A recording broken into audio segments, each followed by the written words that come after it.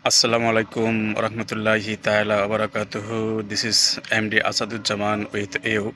The very purpose of this video is to show you the very way of how you can actually speak on English. The very topic of this video is group verb. So we have to know what is group verb. Group verb means group verbs also indicates the very notion of using preposition after any verb, and in this case meaning most probably